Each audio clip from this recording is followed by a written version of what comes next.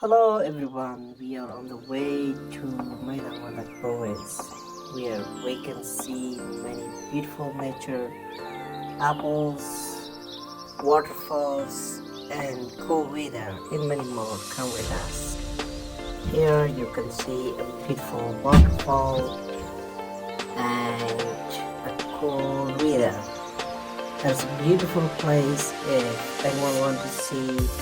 It is about 50 kilometers from Kabul central region, and you can see the beautiful cloud on the top of the mountains, and it's awesome. It is August month, but still it's cold.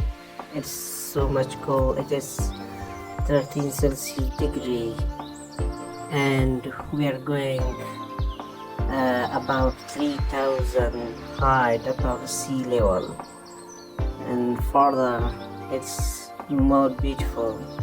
And let's see all of the sides.